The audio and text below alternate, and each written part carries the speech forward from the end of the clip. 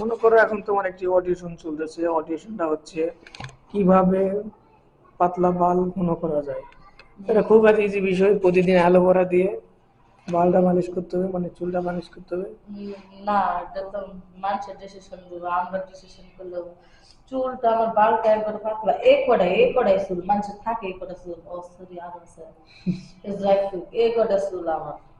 আমি আর এতগুলা কাটছি, রাগের শুধু কাটছি। চুল ঘন হয়ে যাবে কদিন চুল পরে। ঘন হয় না তো, চুল তো পাতলা, ঘন হলে শান্তি। চুল বড় না হয় ঘন তো হবে নাকি? ঘন হবে যেটুকু প্রতিদিন, বড় আছে ওইটুকু যথেষ্ট, কিন্তু ঘন প্রতিদিন বেশি অ্যালোভেরা বেশি। দিতে হবে। আমার তো অনেক কিছু নিয়ে অনেক টেনশন, স্বাস্থ্য, তারপর রূপচর্চা, তারপরে চুল চর্চা, বাল চর্চা। ওইগুলো নিয়ে টেনশনে। কারণ রূপ যদি চর্চা না করি তাহলে তো তুমি ভালোবাসবে না, আর চুল চর্চা না করি তাহলে না টাক হয়ে গেলে না হলে ভালো দেওয়া যাবে না। নেড়া মতো হয়ে যাবা। আর কয়দিন ঘর বাকি আছে, সমস্যা নেই। এখনকার মানুষ টাক থাকলে চুল কিনা পাওয়া যায় রেডিমেড মানুষের, ওই যে অ্যাড দেখায়, অত বড় চুল মানুষের হয় নাকি লাগায়। চুল লাগাই হবে। আমিও ভাবতেছি কি হালেই বেসন এভাবে এভাবে এভাবে মারবো, এভাবে মারবো, ওর ঠোঁট যে এরকম হয়ে যাবে তখন তো ভালো দেওয়া যাবে না। কুত্তার ঘরের মতো ছোট আর হয়ে যাবে। ঠোঁট করতে হবে কি একটু মোটা আর একটু আর্টিস্ট করা। আমার মতো। ছোটই ঠোঁট ভালো, আমার তো ছোট ঠোঁট, আমার তো বড় ঠোঁট না। মানুষের এই মানে এ মাথার থেকে এ মাথা ঠোঁট। সার্জারি করে বড় করে মেন্টাল। মুখও তো সার্জারি করে এগুলা, মানে যদি বেকাতেরা থাকে আজকালকার মানুষ গোলায় যায়। লাইলা আপার মতো কত সার্জারি করে। টাকা লাগে তাতে করতে সার্জারি, বাপরে। অনেক টাকা লাগে। আগে তো বাংলাদেশে সার্জারি সিস্টেম ছিল না, এই তো হয়েছে। এখন আর মানুষের বিদেশ যাওয়া লাগে না, কিন্তু যাদের কোটিপতি মানে যাদের লাখ লাখ টাকা আছে যে না একবারে আমি 5-10 বছরের জন্য শরীরটা টাইট করে নিব, তারা বিদেশ যায়। বাংলাদেশে সব ভুয়া মাল। বাংলাদেশের নামই চলে বুঝছো। আমি 1 মাস আগে 1200-1300 টাকা ফেসিয়াল করলাম, কি হলো?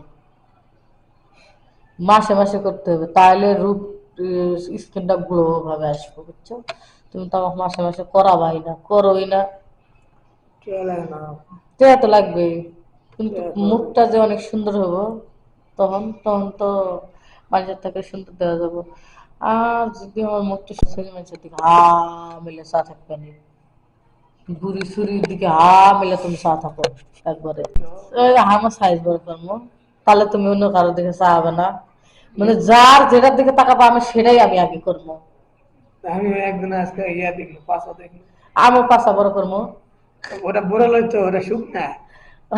আগে শুকনা করবো। আমি দেখলাম যে আসলে এত এইরকম মোটা বড়ি পাঁচা এত শুকনা তোমার খায়। উল্লা দিকে নজর যাবো কে? আমি সব করবো, তাহলেই তো মানুষের দিকে চা থাকবে না। পাগল নাকি, গার্মেন্টে চাকরি করে শরীরটা ধোয়া শুয়ে গেছে, চাকরি করে বসতে থাকে। বোঝে না শুধু হালা।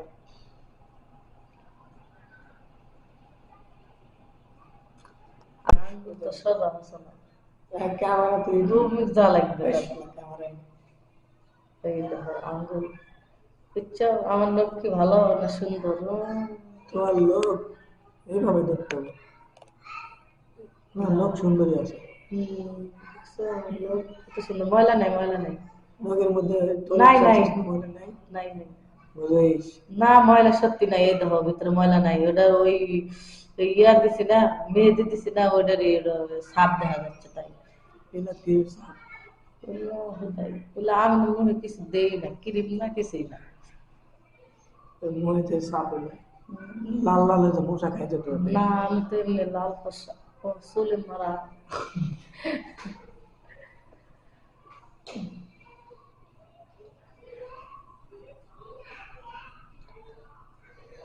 আবার এমনিতে একটা জিনিস সুন্দর, ভুরু, ভুরু গুলো আমার সাইজ করা লাগে না।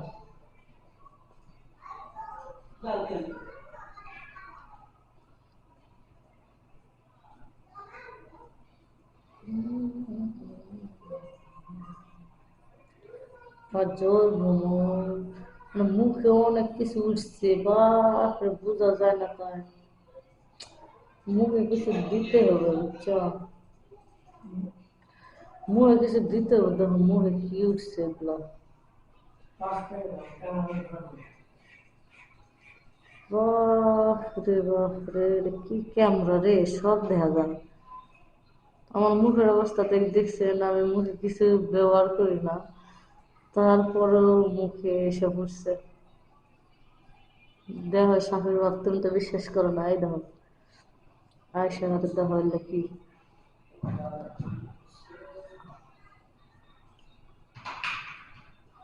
আমি অপু বিশ্বাসের থেকে বেশি ইয়া হয়ে গেছি, আমার মুখ চোখ, তুমি তো বোঝো না তাই। হ্যালো,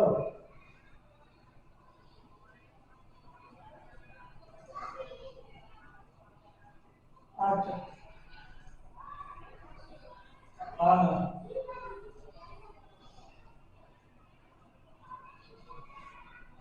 হ্যাঁ, আমার ওই তারপরে ওই ডিজিটাল জাপ লাগবো তার আগে মাদ্রাসার গেটে।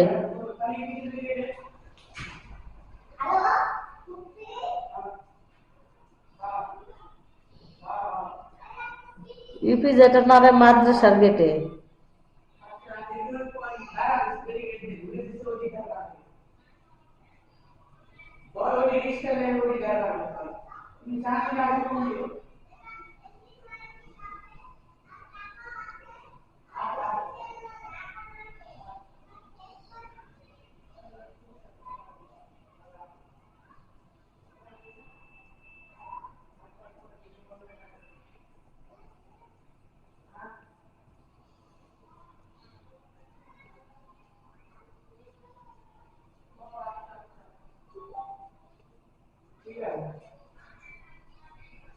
আচ্ছা সব দেখো যদি ক্যামেরার কাছে পাবেন নাকি।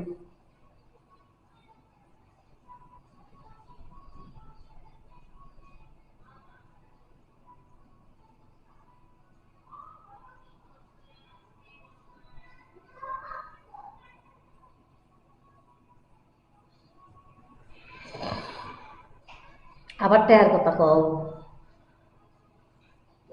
কি বলতে পারতো সুখান্তি